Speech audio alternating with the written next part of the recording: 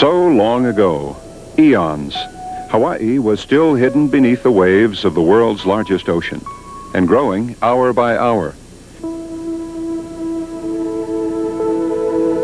Fed by the very red-hot substance of the earth. Still out of sight, still just a promise, Hawaii would be made of earth, water, wind, and fire. And most important, fire. The Hawaiian paradise was born in a furnace, the same raging heat that accompanied the birth of the world. Lava, nature's potent brew of silica, magnesium, potash, iron, and other minerals, heated up to 2,000 degrees. It spouted up through more than 15,000 feet of ocean to form glowing mountain peaks at last in the open air.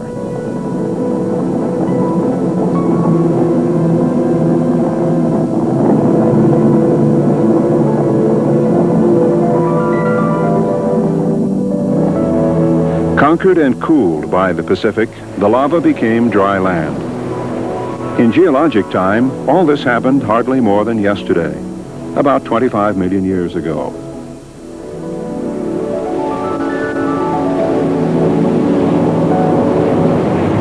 Through most of those 25 million years, the islands were the exclusive property of the birds and the bees, and approximately 12,000 other species of plant and animal life. But no human beings to call this paradise. Then came an irresistible force, the most extraordinary sailors and navigators ever. Reckoning their course by the stars, paddling huge double-hulled canoes that carried as many as 50 people, plus animals and food supplies, they could conquer more than 100 miles a day, across thousands of miles of unexplored Pacific. Sometime around 800 or 900 AD, a fleet of Polynesian seafarers, probably from the Marquesas Islands near Tahiti, followed a star that led them here. The first human beings and the first Hawaiians set foot on Hawaii. The first Hawaiians and their descendants had these paradise islands all to themselves for about 700 years. But paradise wasn't always peaceful. Things were pretty primitive back then, with taboos, superstitions, and violent laws of justice. These scenes, by the way, are from the city of refuge on Hawaii's Big Island. The first non-Polynesian to discover Hawaii was the famous English seafarer, Captain James Cooke, who on the 18th day of January, 1778, found what he called the Sandwich Islands, named after the 4th Earl of Sandwich back home. For Cooke, it was a fateful and fatal discovery. He was killed here by natives in a dispute over stolen property from one of the ships. Among those who escaped the ordeal was one of Cooke's officers, William Bligh, who later made history of his own as skipper of the HMS Bounty.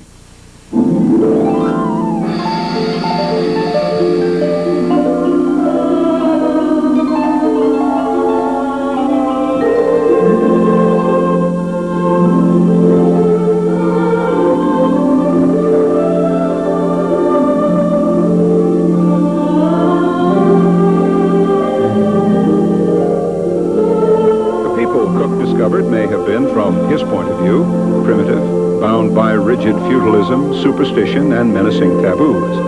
But even Cooke realized that the natives of the Sandwich Islands were masters of their environment, very much at home in paradise. Master sailors and swimmers, they were part and parcel of the sea that embraced them, the endless waters that gave birth to the islands. They took what was needed, planted and harvested enough to live and live well, from the land and from the sea. The most important single person in Hawaii's history wasn't Cooke or any of the Caucasians that followed, but a native Hawaiian, Smart, far-sighted, aggressive, and ambitious. After wars with rivals, he emerged victor and king of a unified island nation. His name was Kamehameha. There are 2 statues of this born leader, one of them here in his hometown of Kapa'au on Hawaii's Big Island. In August of 1819, the year Kamehameha died, a brigantine sailing ship left Boston Harbor with a band of Protestant missionaries bound for the Sandwich Islands. Their impact on life in paradise would last forever. They built clapboard churches after the fashion of home, with conical steeples and gleaming white paint. High on the early agenda for social change was putting more clothes on the natives and banning the hula, a means of storytelling that seemed shocking and sensual. There was no written language, so the missionaries made one out of the English alphabet. And by 1839, the entire Bible had been translated and printed in Hawaiian.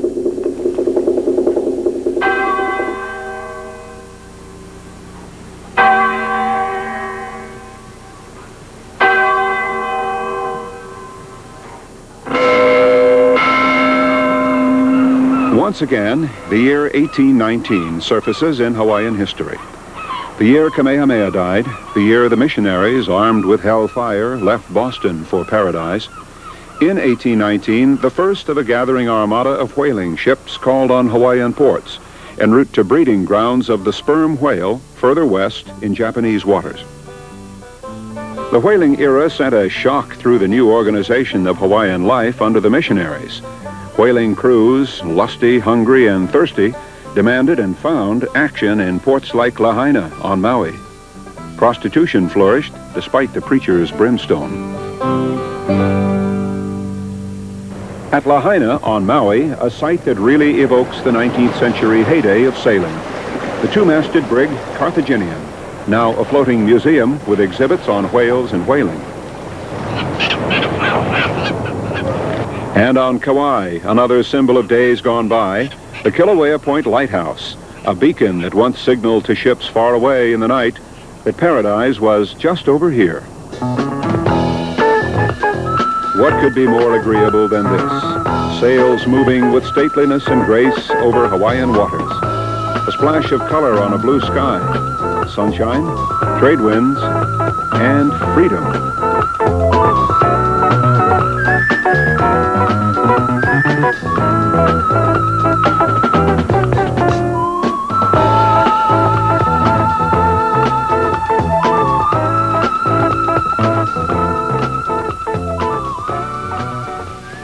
How sweet it is, Hawaiian sugarcane, growing out of rich volcanic soil, blowing in an ocean breeze.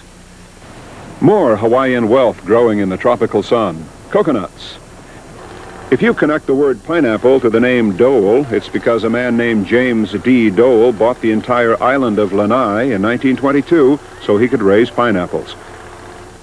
Bananas earn big dollars in Hawaii. So does coffee.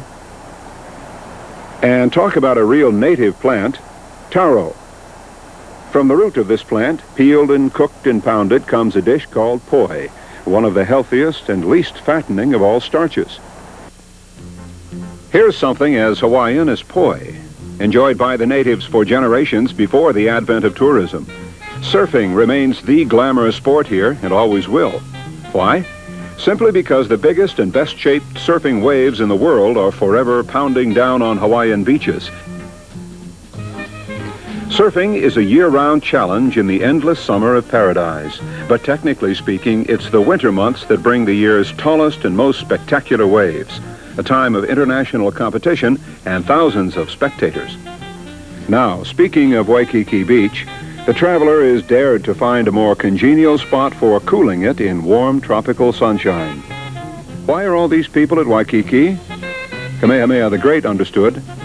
He had a home built here for his favorite wife, Queen Ka'ahumanu. Incidentally, Kamehameha had 21 wives. Certainly such a man would enjoy the sights along Waikiki today. Actually, the king might not recognize his favorite stretch of sand nowadays. Long gone are the palm groves that came down to the surf's edge, replaced by a flowering of high-rise hotels. The new Waikiki is sleek, chic, and comfortably modern. And the island is true to its name. Oahu in Hawaiian means the gathering place, an appropriate name for an island that attracts about 4 million visitors a year. In the background of Waikiki's splendor is the dominating presence of Diamond Head, a massive rock formation as easily recognizable as Gibraltar or Yosemite's El Capitan.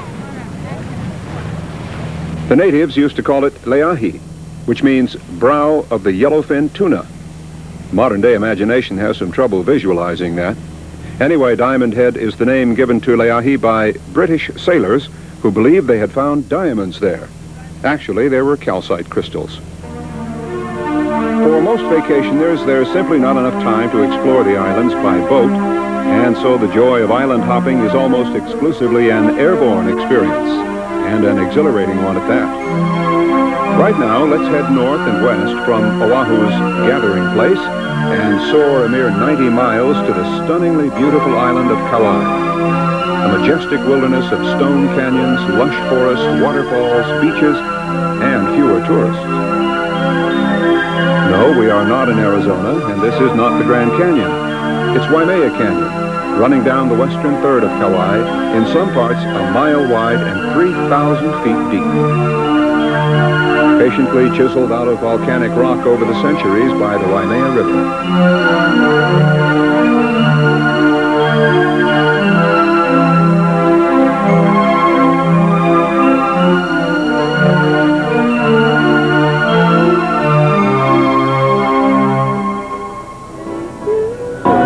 And this is not the Amazon River or the Congo, though the landscape has a definite safari-like atmosphere.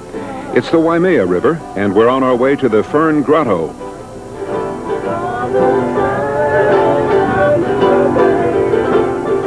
Now, the name Kauai has been considerably shortened from its original designation, Kauai Amano Kalanipo, which means fountainhead of many waters from on high and bubbling up from below.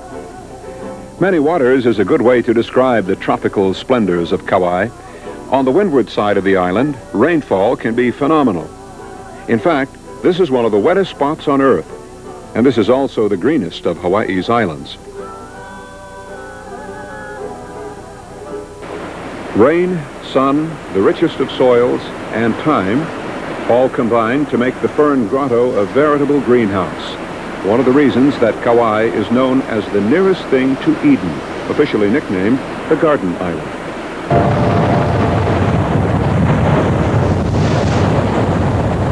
Along the coast at Kauai, the spouting Gorin, a tube hollowed out by nature, reaching down through the volcanic rock to the surf below. Oncoming waves bring predictable results. 7, 6, 5, 4, 3, 2, 1, 0.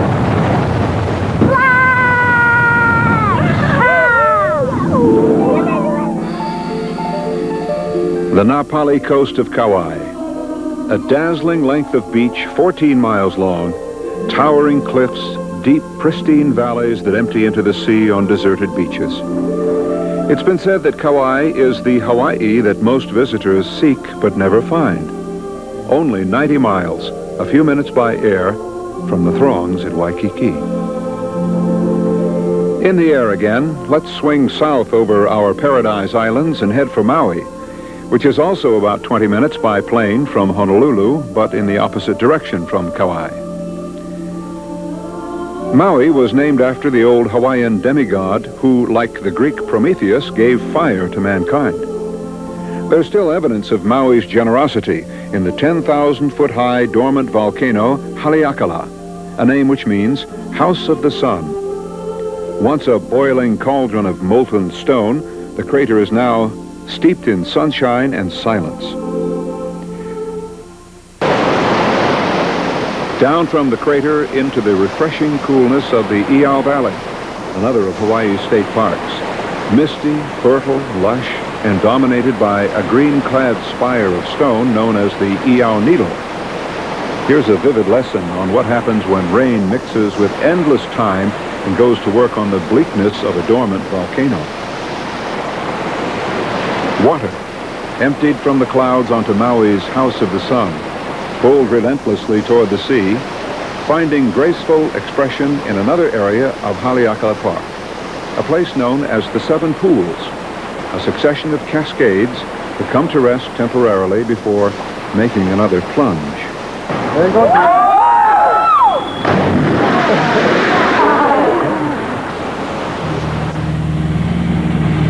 Once again, airborne and southbound. Destination, Hawaii, what just about everybody refers to simply as the Big Island. The huge volcanic landmass, the size of Connecticut, hanging like a pendant from the bottom of the island chain. Hawaii is not only the biggest and the youngest of the islands, it's also the tallest. Mauna Kea, a volcanic peak at nearly 13,800 feet, is, technically speaking, taller than Everest, since the base is 19,000 feet beneath the waves. The Big Island is so young, it is still in the volatile process of becoming itself. And in between the periodic eruptions of Kilauea and Mauna Loa, steam and sulfur smoke find their way to the surface from deep recesses inside the earth. It's an experience of a lifetime, treasured moment from a Hawaiian vacation, to trek into Volcanoes National Park on the Big Island, to feel the restless earth under your feet, and know you're standing on the very moment of creation as Hawaii continues to grow, expand, and push aside the sea. Rainbow Falls, Hawaii, Kamehameha's island. He was born and raised here, and from here launched his campaign of conquest and ultimate victory. In the 1830s, long before the heyday of the American cowboy, Spanish and Mexican cowherders were brought here to teach Hawaiians how to ride, rope, and manage a ranchero. The Hawaiian word for cowboy is paniolo, which comes from Espanol. Welcome to the Parker Ranch. The Wild West was never more west than right here in Paradise. Started up in 1847 by a man named John Palmer Parker, who had jumped ship to set up life on the Big Island, rounding up stray cattle for pay. Eventually, Kamehameha III gave Parker some land, and that was the beginning. The ranch is now one of the biggest in the world, 250,000 acres, tending one of the biggest Hereford herds anywhere. If you're into deep sea fishing, take the advice of veteran sport fishermen who swear that the Big Island's Kona coast is the best hunting ground in the world. You can do battle with tuna, barracuda, and if you're up to it, haul in a prize-winning blue marlin. Marlin over 1,000 pounds have been caught within an hour of Kailua. Highway 132 out of Pahoa takes you here. Lava Tree State Park is a weird landscape created by a volcanic eruption in the 18th century, one that came down on a dense forest in a peculiar way, leaving tree-like columns of cooled lava and cylinders of stone where trees had been. Most of the island's popular beaches are on the northwest coast, including Honokahau Beach near Kailua, where residents and visitors sunbathe in the nude. First-time visitors to any of the Paradise Islands find out soon enough that suntanning here can be painfully different than back home. For those who haven't been in the sun recently, best advice is take advantage of the beaches in the morning and late afternoon for the first 2 or 3 days. Avoid midday and swab on the sunscreen lotion.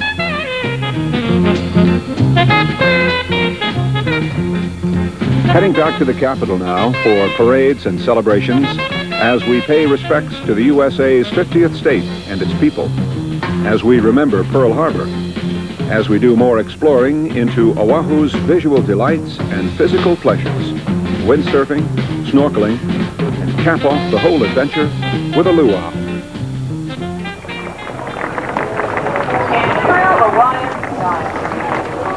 Sea Life Park, a 40-minute drive from Waikiki, top tourist attraction and one of the world's premier marine parks. Among the features, a 300,000-gallon saltwater aquarium, home for sea life that normally occupies Hawaiian shorelines. Here, scuba diving employees of the park mingle with the denizens.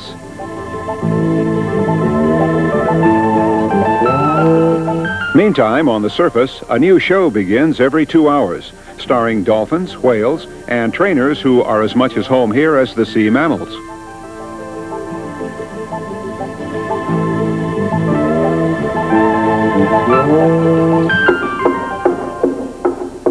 Farther up along Oahu's northwestern coast, Waimea Falls Park, an environment one observer called pure Tarzan. How about that, Brett? You got something, don't you agree? Good morning, ladies and gentlemen, boys and girls. Aloha, and welcome to the waterfall. And it's also pure Hawaiian tourism, a tropical lagoon in a jungle-like setting, well-managed, entertaining, and a short trek back to Waikiki.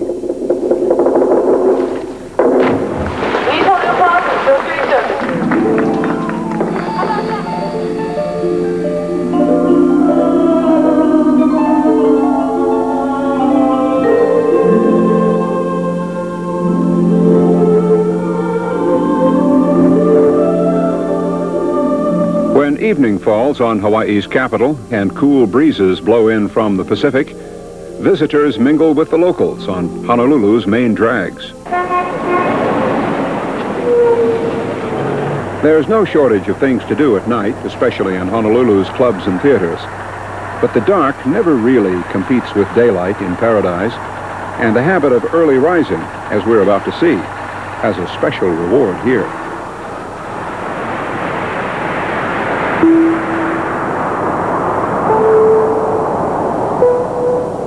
For lucky people who love to share precious moments with one or two other people, or completely alone, no event can quite compare with a tropical dawn. Fishing in the surf in the first gray light of a brand new day, while the rest of the nearby world sleeps on. Why, even a fisherman can slumber, knowing his reel is equipped with a tinkling alarm to signal that a catch has been made.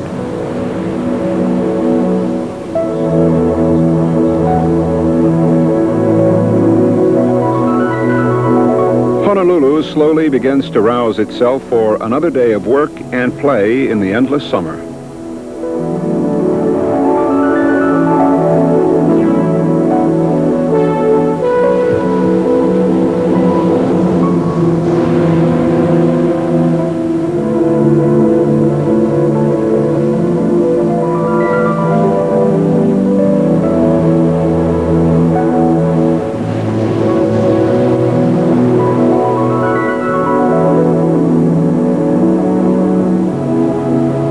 In the morning hours, and in fact all day, sunshine combines with Hawaii's ever-changing and fast-moving cloud formations to produce a kaleidoscope of color, light, and shadow.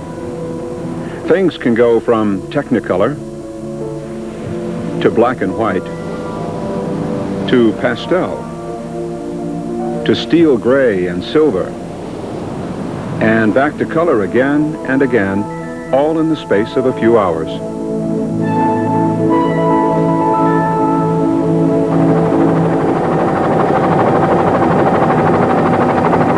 One of the fastest growing sports in the world, catching on in Asia, Europe, and in windy coastal waters anywhere. But wouldn't you just know that Hawaii has the most and the best?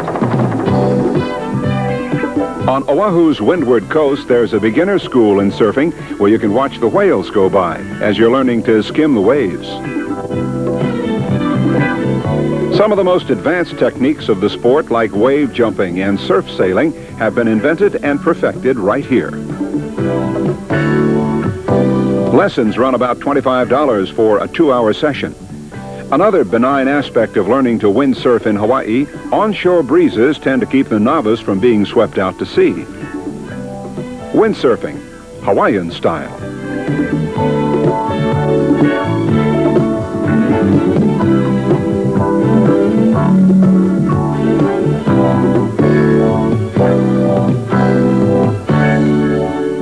A quick 10 miles from Waikiki, the big league snorkeling grounds of Hanauma Bay. This is not just another idyllic white sand beach, nor is it simply an ocean bay. It's an extinct volcanic crater, carpeted with coral and populated by some of the friendliest fish of any sea. Snorkelers here come nose to nose with them. The fish in Hanauma Bay's natural aquarium will eat from your hand.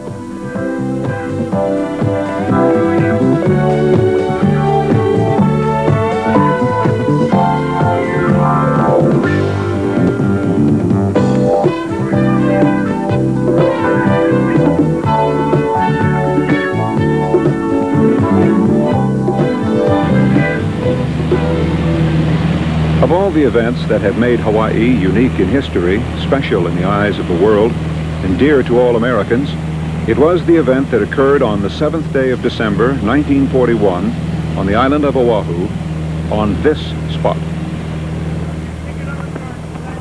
Beneath the graceful white monument lies the wreckage of the USS Arizona, destroyed here at Pearl Harbor during the Holocaust that thrust America into World War II. The Arizona Memorial is also a museum of war-related material. Lectures are given and films shown of the actual bombing. Every day, thousands of tourists come to remember, some to learn for the first time, what happened on that day more than 4 decades ago, and during the years of sacrifice that followed. The design of the Arizona Memorial captures the swing of national mood during the war, the downward sloping center symbolizing a feeling of defeat immediately after Pearl Harbor, while the two ends rise strongly to signify victory. Directly under the building, and just beneath the waves, the rusted superstructure of the Arizona herself.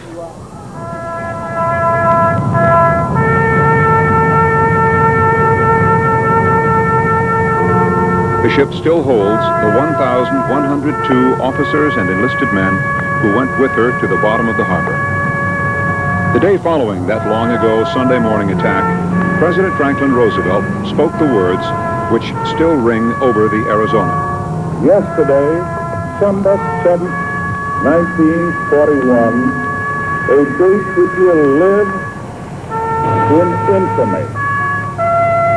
Visitors leave their sentiments behind in the form of leis thrown on the water, honoring the sacrifice made at Pearl Harbor by the men who fought and died. The American flag flying over the Arizona is not attached to the building. The staff is welded underwater to the wreckage of the ship itself.